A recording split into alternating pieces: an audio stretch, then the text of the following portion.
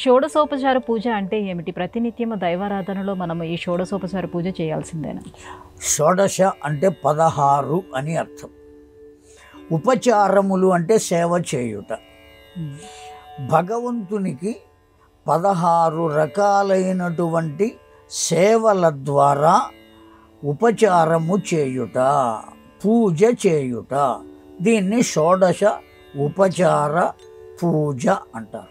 పూజ అంటే అర్చనా విధానం. ఈ అర్చనా విధానం ఎన్ని రకాలుగా ఉండాలి అంటే 16 రకాలుగా ఉండాలి.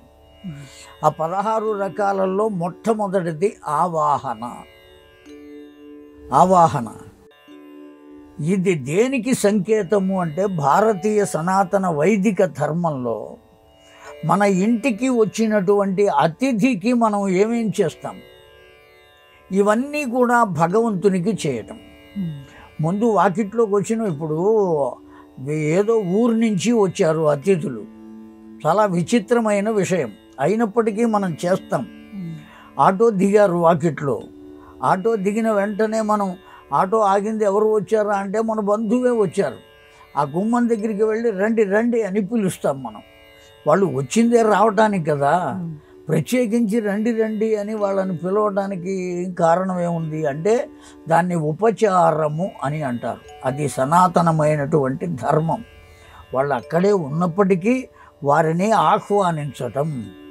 ఆహ్వానించిన తరువాత ఏం చేయాలి, వాళ్ళను కాళ్ళు కడుక్కోవడానికి నీళ్ళు ఇవ్వాలి, తుడుచుకోవడానికి వస్త్రాన్ని ఇవ్వాలి, లోపలికి తీసుకుని వచ్చి ఆసనం వేసి కూర్చుండబెట్టాలి, వాళ్ళు సేద తీర్చుకోవడానికి కాసిన మంచి తీర్థం ఇవ్వాలి. ఇవన్నీ కూడా ఎన్ని రకాలైనవి ఉన్నాయి అంటే 16 రకాలైనవి ఉన్నాయి. వాళ్ళను కీర్తించడం, కుశల ప్రశ్నలు వేయటం, ఆ తరువాత కీర్తించడం, నువ్వు అంతవాడువయ్యా ఇంతవాడువయ్యా అని కీర్తించటం, ఆ తరువాత అతడికి ఆహారాన్ని అందించటం.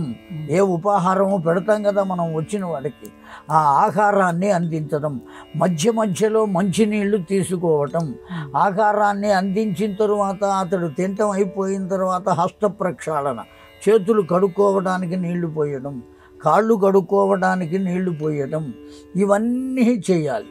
ఇవన్నీ చేసిన తర్వాత వాళ్ళను కాసేపు విశ్రాంతి తీసుకోమని పడుకోబెట్టడం, ఆ తరువాత వాళ్ళను మళ్ళీ సాగనంపటం. మొత్తం ఆహ్వానం దగ్గర నుంచి తిరిగి సాగనంపటం వరకు చేసేటువంటి సేవలు ఎన్ని ఉన్నాయి అంటే 16 ఉన్నాయి.